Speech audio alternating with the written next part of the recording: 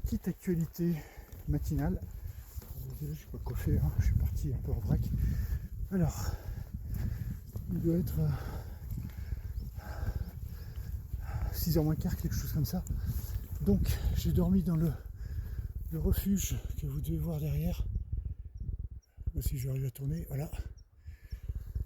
Pas dans le refuge, j'ai dormi à côté, dans une tente, parce qu'il n'y avait plus de place comme prévu. Enfin, les gens qui avaient réservé, finalement, sont pas venus. Et j'avais dit au propriétaire, alors je vais d'abord vous raconter l'histoire des gens qui ont réservé. En fait, dans la cabane de Balderay, j'ai rencontré deux personnes. Donc, il y avait un garçon, donc Clément, la fille Laura qui est en bas là, qui est pas encore levée. Et Clément devait aller rejoindre son père à peu près à 6h d'ici, l'endroit où j'ai acheté quelques victuailles sur une station de ski, quelque chose comme ça. Et donc il est parti très tôt, il a réussi à récupérer son père à 9h, c'était le deal, donc il a quand même pas mal bourlingué. Et ensuite, nous on est parti derrière, quoi. Et on a fini par le retrouver. Il était à son père quelques kilomètres après l'endroit où on avait pris la station de ski là. Et en fait, à peut-être 1 heure de distance, son père était complètement en vrac. Il était obligé de s'allonger sous un arbre, il n'y a pas beaucoup d'arbres, sous un arbre à l'ombre. Et puis Clément était à côté à attendre que ça aille mieux. Alors l'idée c'était qu'ils viennent dormir tous les deux ici. Mais sauf que vu l'état, c'était pas possible. Alors il a tenté de se reposer. Alors après on n'a pas eu le fin mot de l'histoire parce qu'on n'est pas resté jusqu'à la fin, mais l'idée c'était soit de pousser jusqu'ici ou soit de faire demi-tour. Et ce que voulait faire Clément, c'était plutôt faire demi-tour parce qu'il restait beaucoup moins à faire dans l'autre sens que de venir ici. Et alors je sais pas du tout ce qu'ils ont fait, enfin c'est à peu près sûr qu'ils ont fait demi-tour. Parce que s'ils étaient montés jusqu'au refuge, sincèrement, je pense que c'est absolument pas jouable, quoi. C'était extrêmement technique, extrêmement fatigant. Je suis toujours sur le bon chemin. J'espère qu'ils ont pris, mais c'est même pas sûr parce qu'on les a pas vus, la décision de revenir en arrière, où là après c'était assez rapidement carrossable, et donc une voiture peut venir, vous pouvez venir les chercher. Voilà. Donc, alors moi quand je suis arrivé au refuge, je leur ai dit que donc effectivement il y a une réservation qui allait sauter. Bon, le gars a préféré attendre, moi du coup j'ai monté ma tente et puis après quand il est revenu, c'était trop tard, j'ai monté ma tente. Voilà, donc j'ai mangé là-bas le soir. Et puis alors sinon comme ce que j'avais prévu, ce que j'ai déjà expliqué et ce que je disais tout au long du chemin pour l'étape précédente là, qui allait donc jusqu'au refuge de Roule là. Ça a été extrêmement difficile. Faut pas que je me trompe là quand même parce que le chemin je ne vois plus du tout. Bon, de toute façon c'est tout droit. Alors ce qui m'amuse c'est que c'est très boganeux là. Parce que le chemin est bien là, c'est ça. Ok. Bon, il faut traverser. Hein. Clac, clac. Voilà. D'accord. Attendez 2 secondes. Hop, voilà. Alors je sais plus du tout où j'en étais. Oui, c'était extrêmement dur. J'en ai bavé dans le cagnard, etc. Je crois que c'était une des étapes les plus dures que j'ai jamais réalisées. Donc il en fallait une, c'est celle-ci. Oh là là là, qu'est-ce que c'est? Il est où le chemin là? Je vois pas du tout le chemin. Ah, c'est le chemin marquable. Voilà. Oh là là là, c'est un vrai marécage. Oh là là là là là. Et puis voilà, donc là ce qui me reste c'est faire un petit trajet pour aller à... Enfin, un petit trajet, j'ai à peu près 6 heures de marche pour aller à Mérins. Normalement il y a 400 mètres de dénivelé positif et après c'est que du négatif. Alors tout le monde panique par rapport au dénivelé négatif. Alors moi ça me gêne pas plus que ça, même avec un sac lourd j'arrive à peu près à gérer. Mais bon, je reconnais que quand ça s'inscrit un peu dans le temps, quand ça fait que...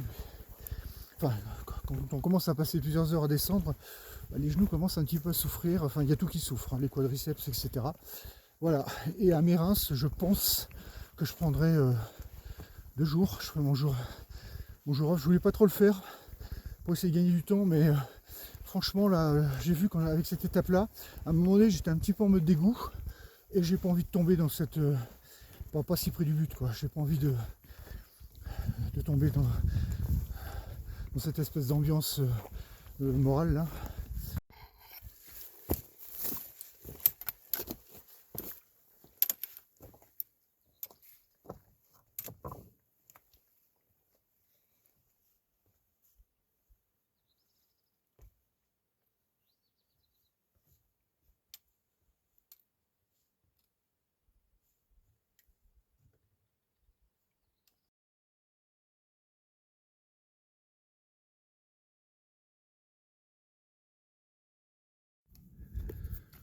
Voilà, j'ai passé un premier petit col. Normalement, je devrais accéder à un grand lac. Enfin, pas tout de suite, je pense qu'il y a une petite succession. Ah, donc ça, c'est une petite mare à canard là.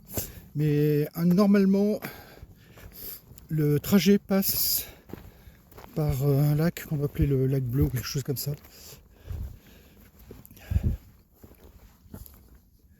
Voilà. Donc là, je pense qu'il y a beaucoup de pierriers qui m'attendent. Alors, petit complément par rapport à ce que je disais précédemment quand je faisais le petit débrief. Bon là ça va, le terrain ça va. Mais j'ai pas pu filmer mon live hier pour 2 raisons. La première c'est que il y avait des lives qui étaient vraiment intéressants à filmer, où les passages étaient vraiment très compliqués. Alors c'était juste pour avoir quelques images par rapport à ceux qui entreprendraient de faire cette étape, cette petite partie du GR. Alors c'est clairement voilà, une des étapes les plus belles que j'ai pu voir sur tout le GR. Franchement, je m'arrêtais régulièrement quand même pour regarder les paysages parce que c'est vraiment très, très, très joli. Mais techniquement, c'est super difficile. Si vous y allez en plein cagnard, vous n'allez pas forcément profiter. Donc voilà, donc la première raison, c'est effectivement j'étais très fatigué, sincèrement. Poser la vidéo, revenir en arrière, surtout quand je passe quelque chose qui est assez compliqué, voire dangereux. Faut vraiment faut bien se motiver quand même. Hein.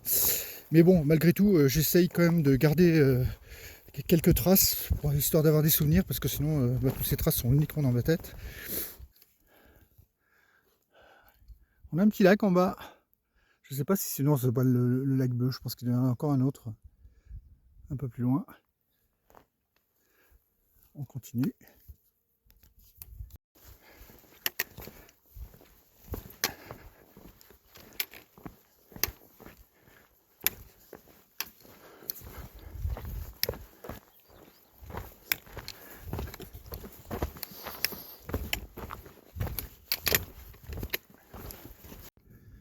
Alors là, pas très loin, il y avait une petite zone pour bivouaquer. Je me demande si c'est pas là que j'aurais dû poser ma tente. J'avais de quoi manger pour hier soir. Ouais, parce que là, du coup, j'aurais pu me baigner là-dedans. Ça m'aurait fait un bien fou. J'avais vraiment envie de me baigner, quoi. Alors hier soir, j'ai pris une douche froide. Ça a été épique, hein. Mais j'étais crasseux jusqu'à la... Les jambes étaient toutes noires. Enfin, il est sorti une espèce de jus noir. Mes chaussettes, quand je les ai passées au robinet, pareil, un jus noir qui est sorti. Le short, je ne l'ai pas lavé depuis 3 jours. J'imagine ce qui m'attend quand je vais commencer à... Oh, c'est superbe. Là, je suis vraiment au milieu de nulle part. Quand je vais commencer à entamer un vrai lavage, je pense que ça va sortir tout noir là aussi. Voilà, mais là, ça m'aurait bien plu. Hein. Bon, allez, on continue.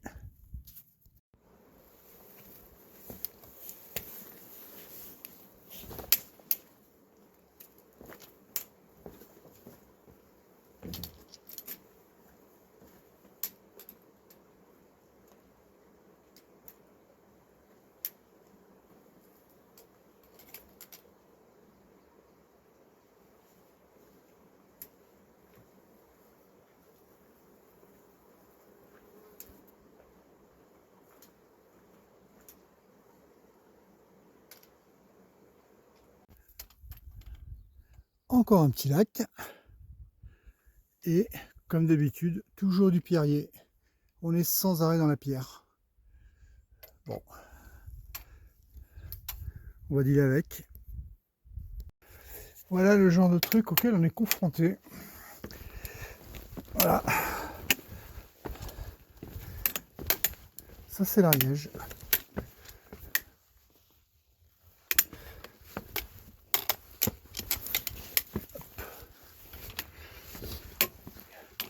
Là c'est presque l'escalade.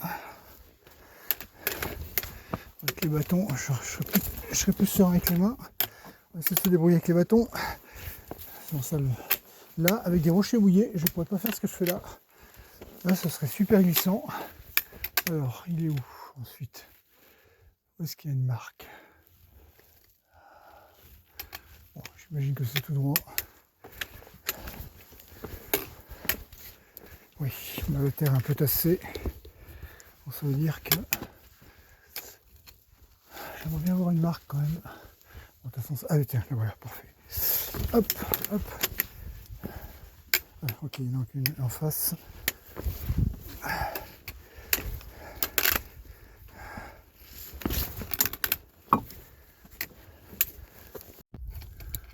Voilà, le GR10 il passe là-dedans. On voit la petite marque ici. Ça va traverser tout ça, je ne sais pas encore où. Tiens, je le vois là-haut, je crois qu'il est là-haut. Donc je pense qu'on va monter et on va traverser. Ouais, et ben on y va. Bon, je crois que sur cette étape, je ne monterai pas plus haut.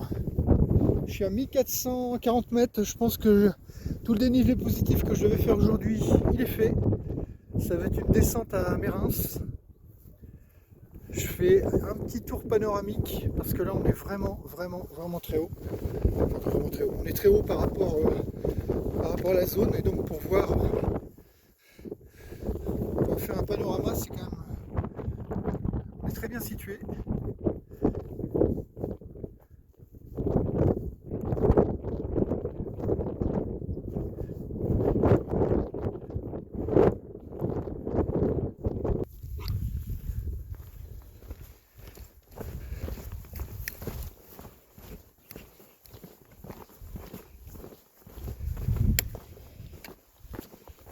Donc superbe. L'Ariège c'est vraiment très beau. Cette partie du GR10 à faire, ce serait probablement celle-ci. Franchement, on en prend plein les yeux. Alors, je parle de paysage parce que techniquement c'est vraiment pas la plus simple.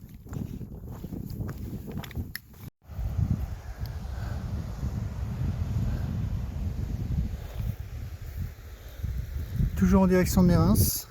Encore un petit lac. Il a l'air d'être peuplé celui-ci. Ok, on passe une nouvelle vallée, toujours en direction de Mérins. Nouveau paysage. Qu'est-ce que c'est beau. Encore une fois, ça donne envie de se baigner. J'ai l'impression qu'il y a une petite cabane là-bas. Je vois peut-être une petite halte très rapide. Allez, on continue.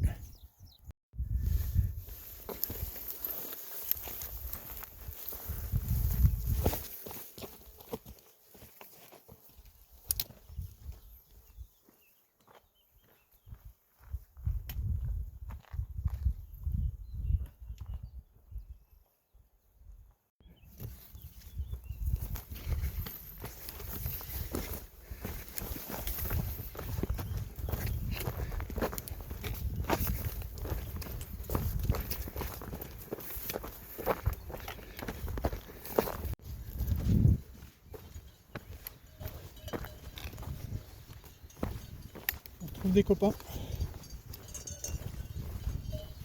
Ils sont bien là. Franchement, ils sont un cadre excellent.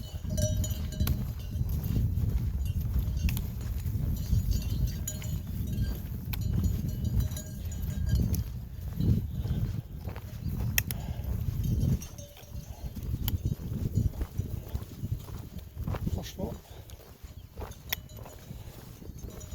plus heureux, c'est bien eux là.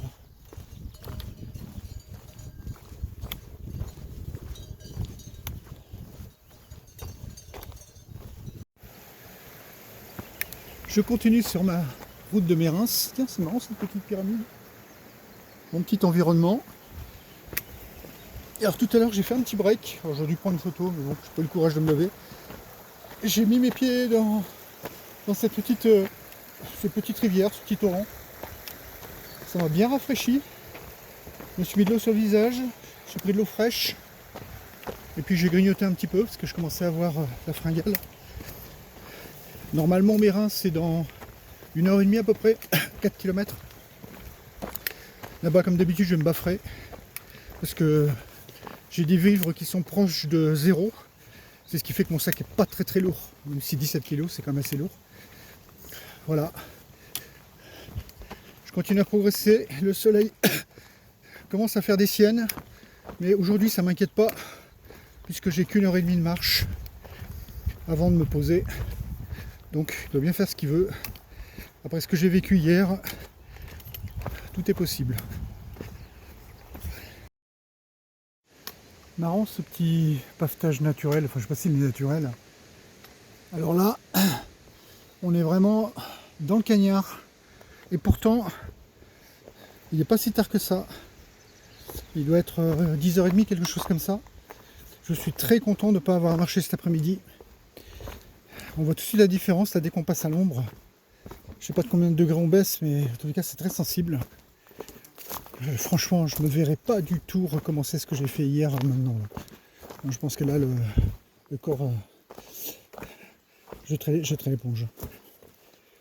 Il y a encore des petits pavetages là. Bon, on va arrêter de filmer parce que sinon je vais encore tomber.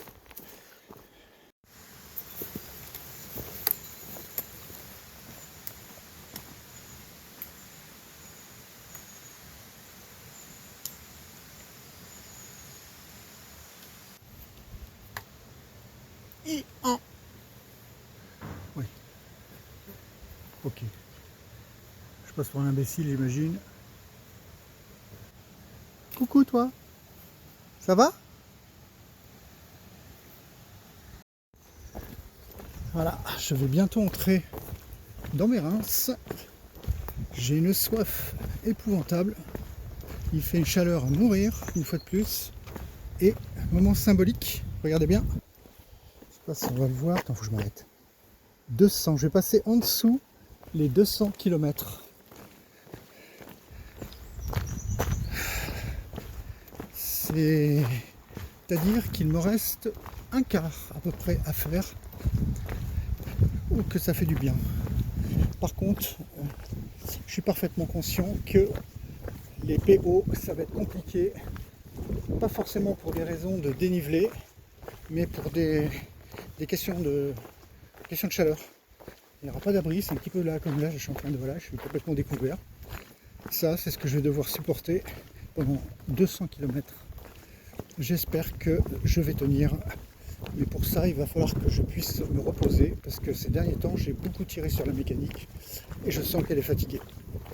Donc si je fais l'imbécile, je peux ne pas terminer et j'ai vraiment pas envie si près du but, quoi. Donc voilà, donc là on rentre dans mes Reims.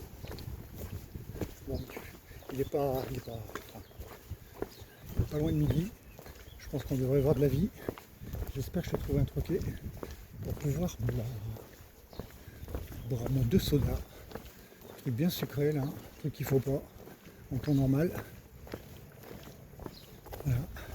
Je vois la taille de la ville. Là-dedans, il va falloir que je trouve un hébergement. J'espère que je vais trouver un gîte